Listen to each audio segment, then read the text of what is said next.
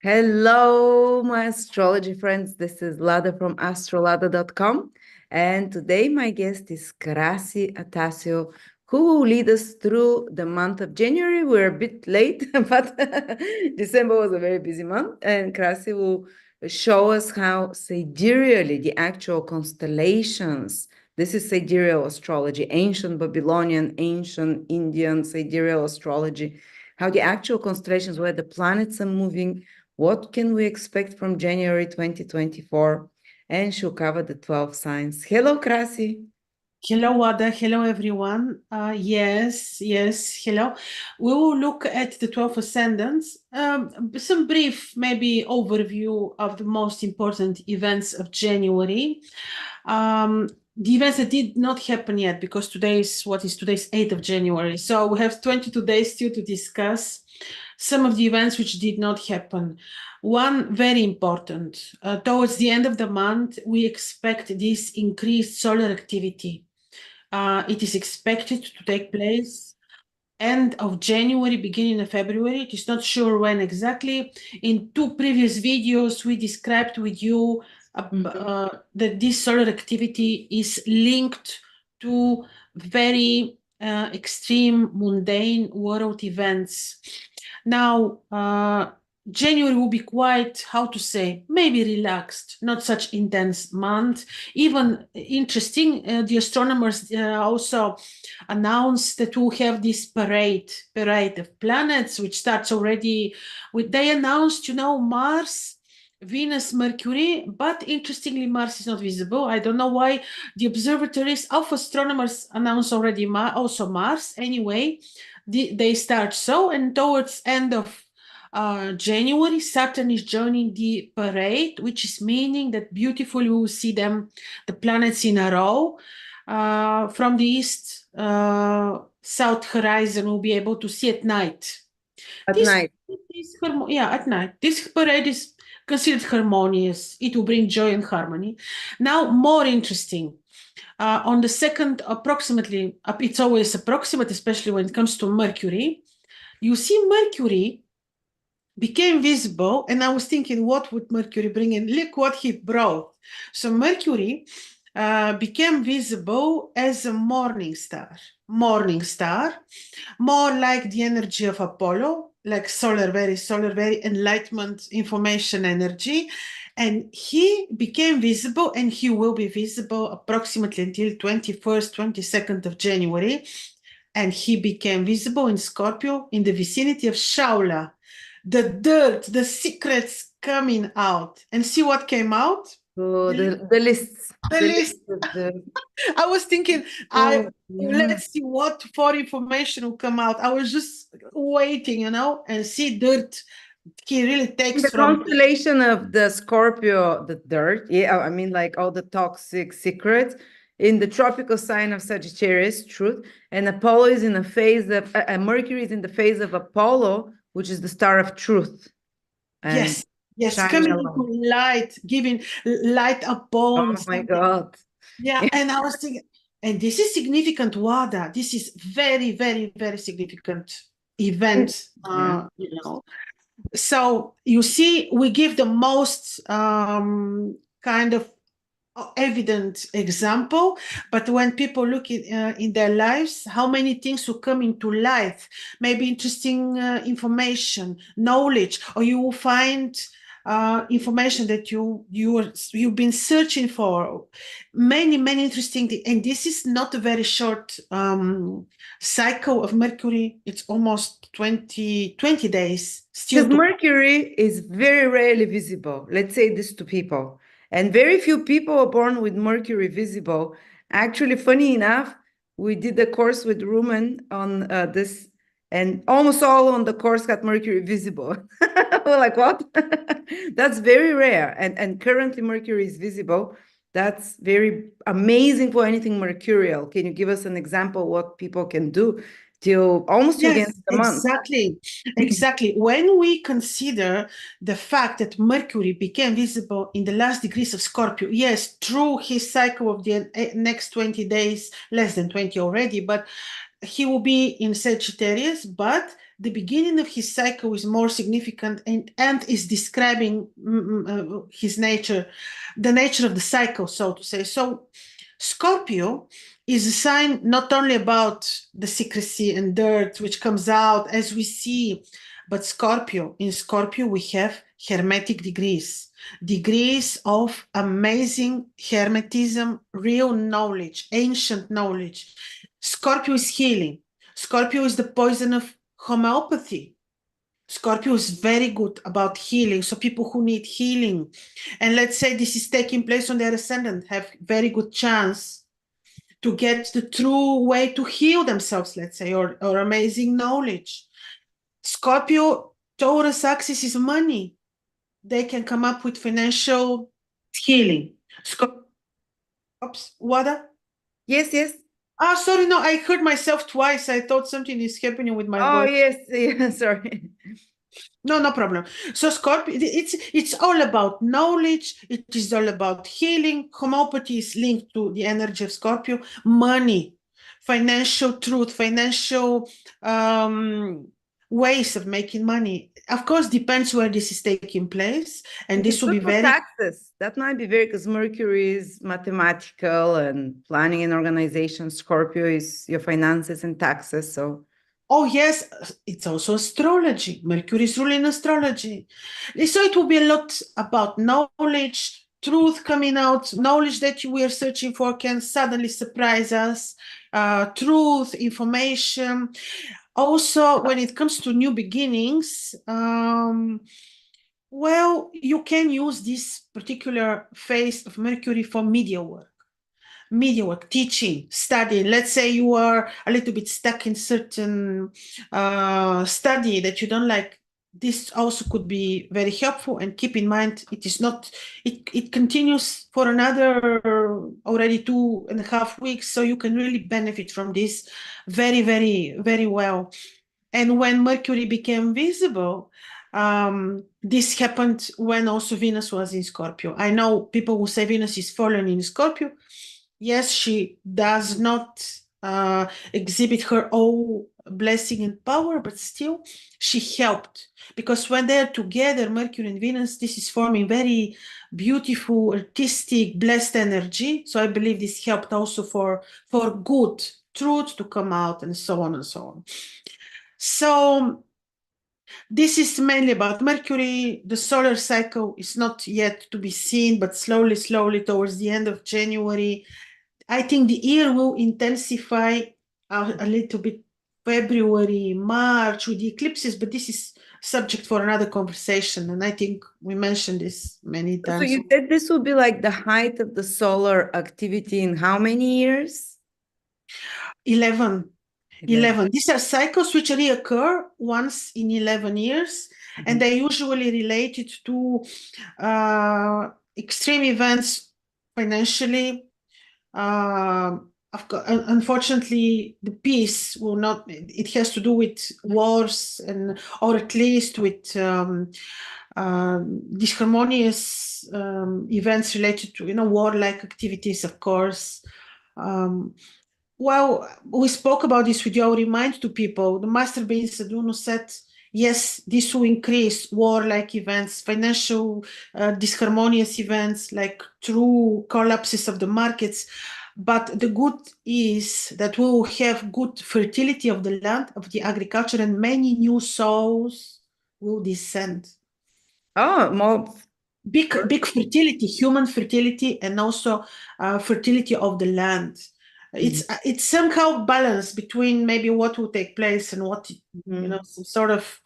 Does the masters say if solar flares, we call it solar flares, isn't it? Because he said to his teachers, students always watch the solar cycle. If you see these sunspots, as they call it, something important is happening. Does it correspond also with the sun sending waves of raising of consciousness? So on the spiritual level, that's a high vibrational.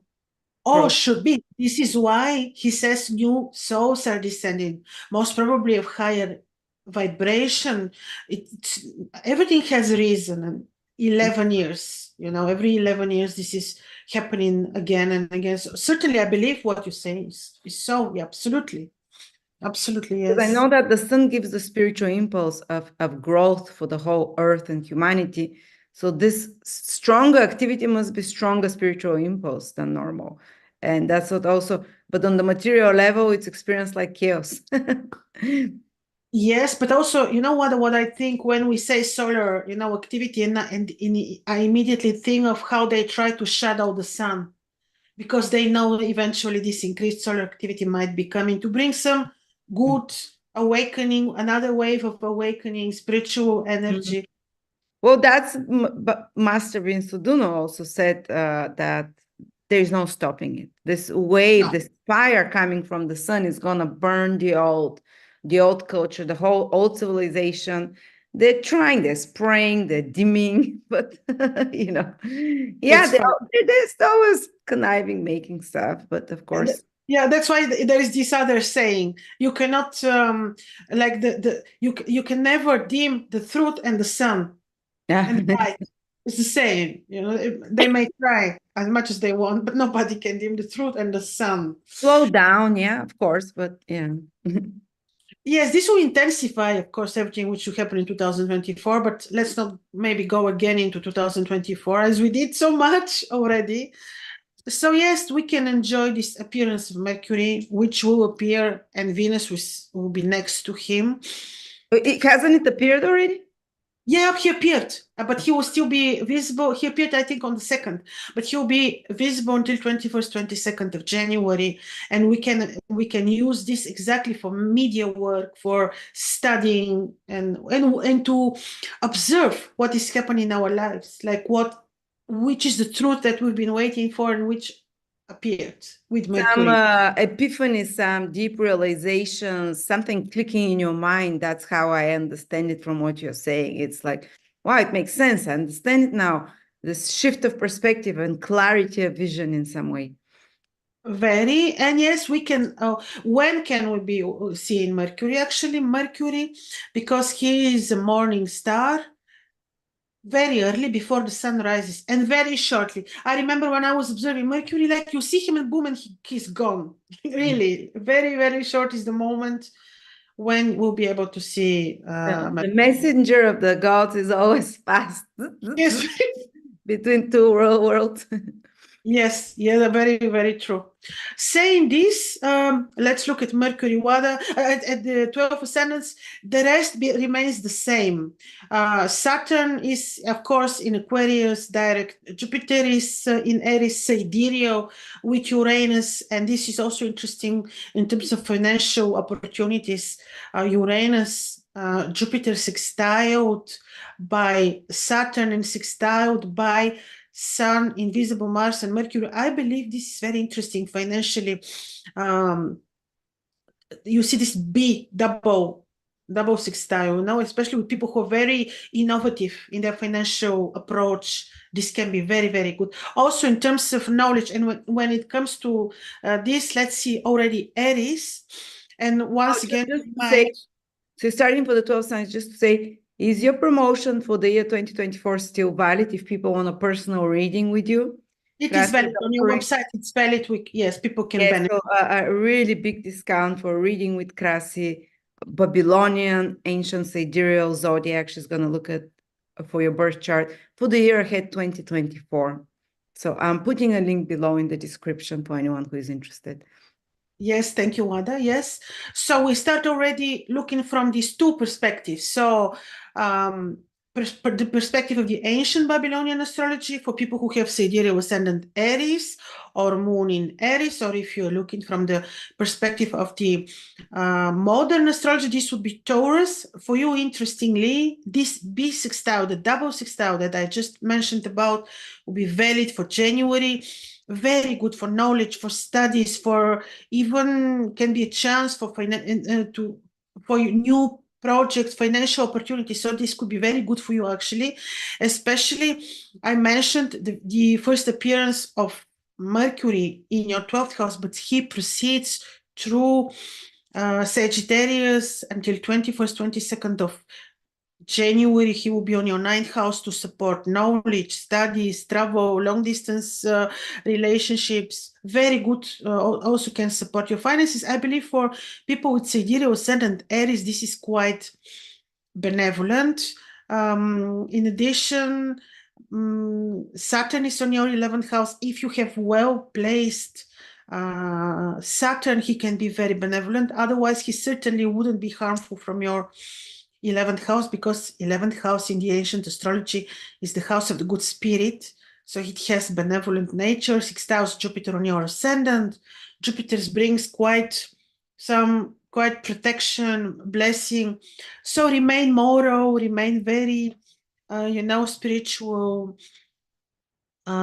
Yes, and I believe January will be quite fruitful and benevolent for you.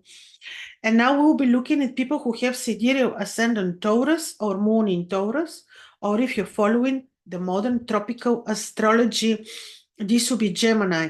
Now, Venus, who rules you, is in a fallen position. This is not actually very bad, because she still kind of, she still sends energy to your ascendants from your 7th house. This is a bit... well, this can bring blessing on your relationships, but also emotional disharmony to a degree. So you may need to be quite spiritual, wise, balanced. Also because in the meantime, Saturn still, and this is valid for next year, 2025, Saturn is on your 10th house.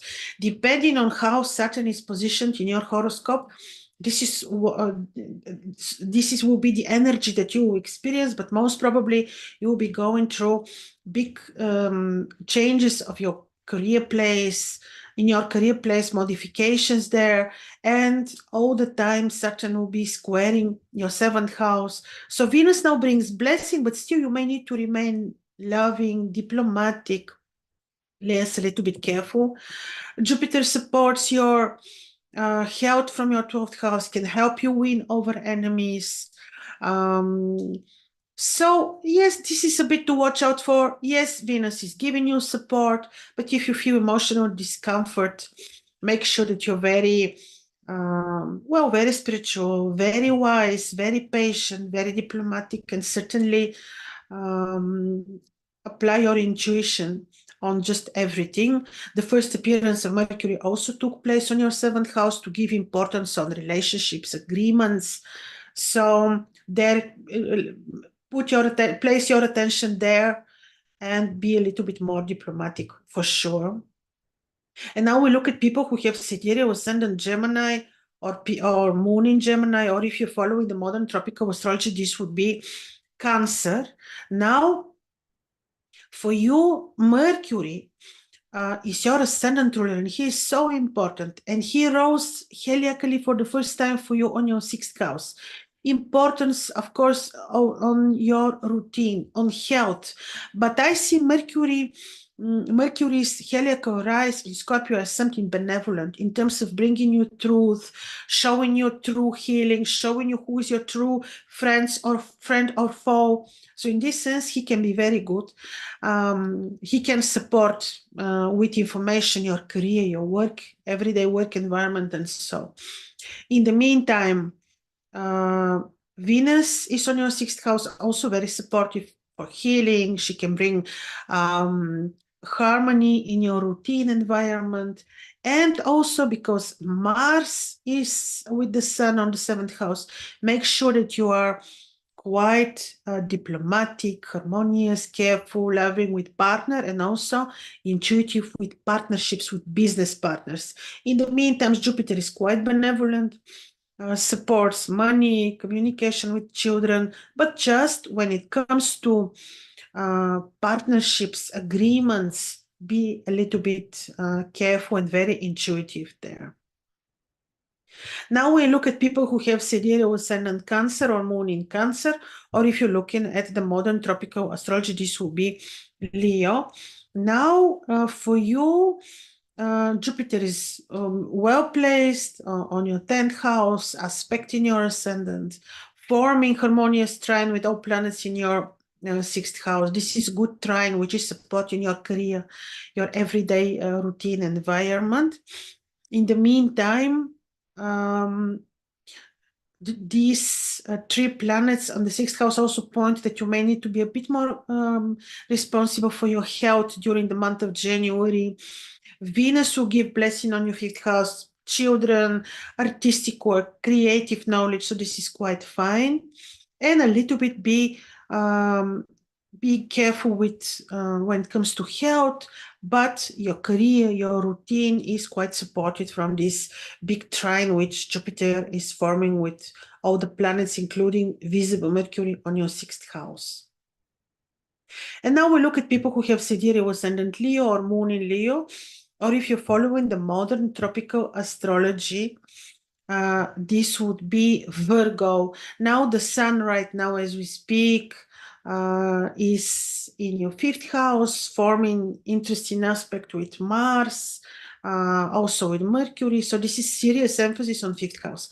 This would say be a little bit more attentive with children. But on the other hand, this particular conjunction will bring you very interesting, maybe muse, drive to creative knowledge, to studies, to talented work. So this is quite fine. Also to make money in very untraditional, let's say, very creative way. So this is quite benevolent.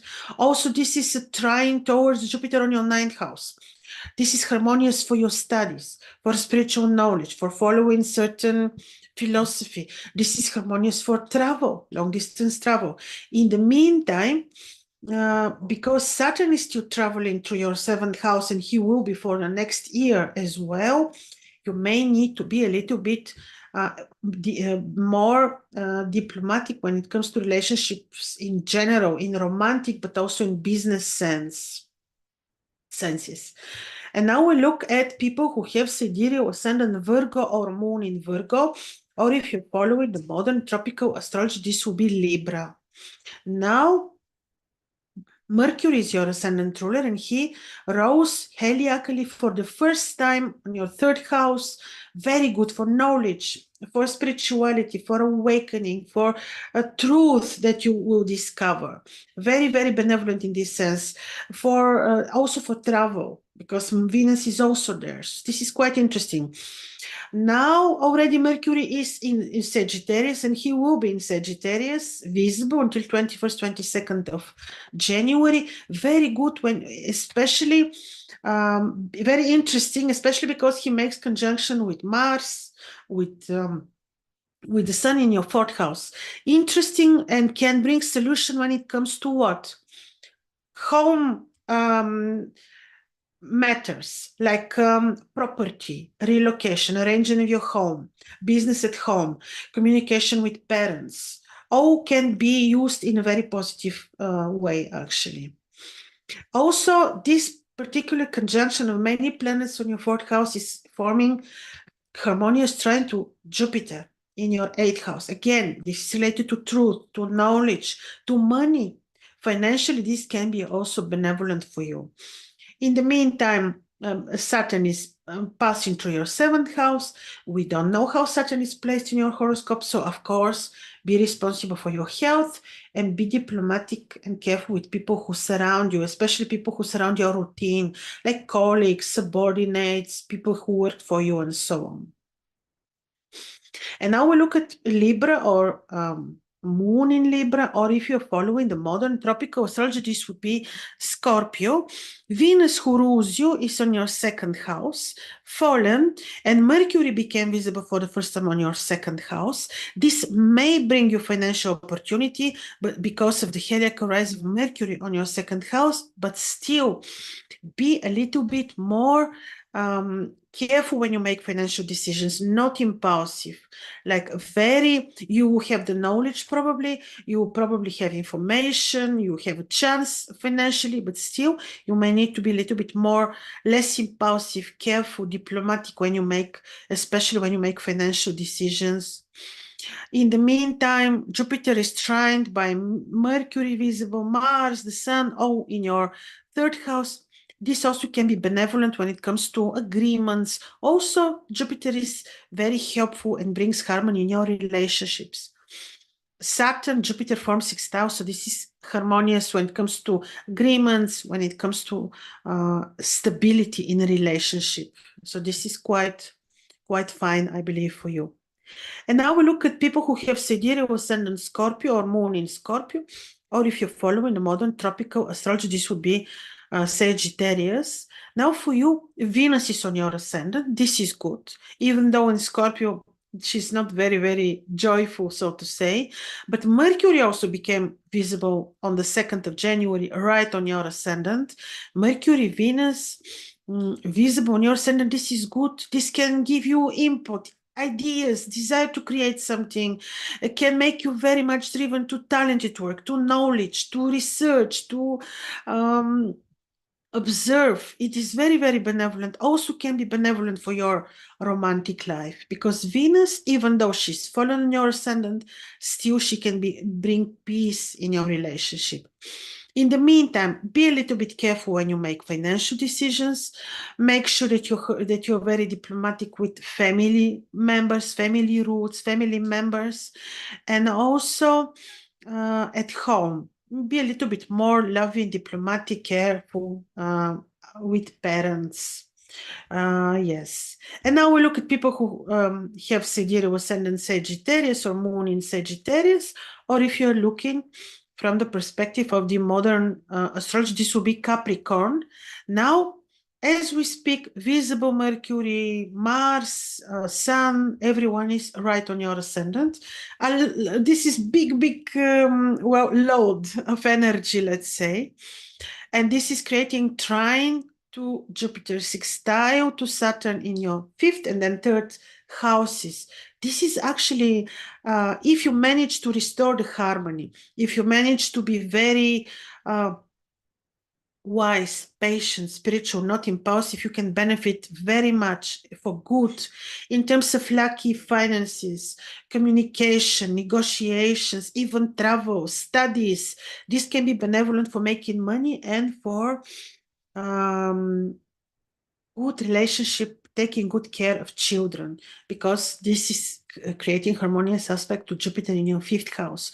So if you manage to be harmonious with yourself, balanced, if you manage to be very, not impulsive, but very patient, to have control on your emotions, you can actually benefit in January a lot financially. In many fields, you can be very lucky. And now we look at people who have sidereal ascendant Capricorn or moon in Capricorn, or if you're following the modern tropical astrology, this is Aquarius. Saturn, who rules you, of course, we know this is happening already for a long time, since the beginning of 2023. Saturn is in your 2nd house, but now he participates in big trine, in big sextile. Saturn sextiling Jupiter in your 4th house, and then from your 12th house you have the energy of visible Mercury, Mars, Sun, who sextiles Saturn, then Saturn is sextiling Jupiter. I see that this as something good. Good in financially, yes, but also in terms of 12th house matters. It is what? Helping others, be empathic. Also, this may bring you, this big conjunction in your 12th house can be a little bit disharmonious in terms of health, especially when it comes to chronic issues, but you will be able to heal them. You will be able to have healing. And then Venus is very good on your 11th house, because she also sextiles your ascendant, and it brings harmony, support, protection, healing. Financially also, this is not bad. But how exactly this will manifest in your life financially depends on how Saturn is placed in your natal horoscope. But in any case, he rules your ascendant, so you are familiar with the Saturn in energy. So it shouldn't be actually disharmonious. But Venus helps, Saturn sextile Jupiter. This can be benevolent for communication with parents, the well-being of parents, can be also benevolent for property matters, your own home matters, and so on. And now we look at people who have sidereal ascendant Aquarius or moon in Aquarius. And if you're following the modern tropical astrology, this is Pisces. Now Saturn is on your ascendant. He receives harmonious aspect from all the planets in the 11th house, then harmonious aspect with Jupiter and Uranus in your 3rd house. This is fine, actually. Fine for finances, fine for new projects. Also, this is fine for new knowledge, travel, negotiations, communication. This I see as benevolent placement. Venus on your 10th house is supporting projects, new projects, communication with superiors, restoring peace. So actually, January should be good for you. Yes, of course, to what degree Saturn will be helpful in your ascendant has to be seen certainly in your natal chart, but the placement now of the stars according to your horoscope is certainly not bad.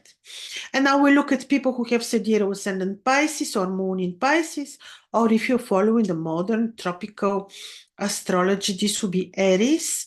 Now for you, Venus is trining your ascendant. This is protection. This is supporting travel. This is supporting knowledge. Then all these planets on your 10th house are a little bit too much. So be a bit careful, diplomatic, not impulsive when it comes to career, new projects, communication with superiors, but still these planets form trine to Jupiter in your 2nd house. So even though the energy is a little bit too intense, financially it is not bad.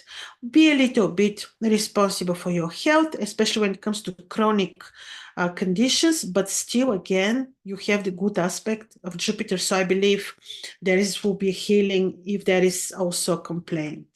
So, ladies and gentlemen, briefly, this was for January. I hope you have very good January. And it doesn't look so bad, actually, astrologically.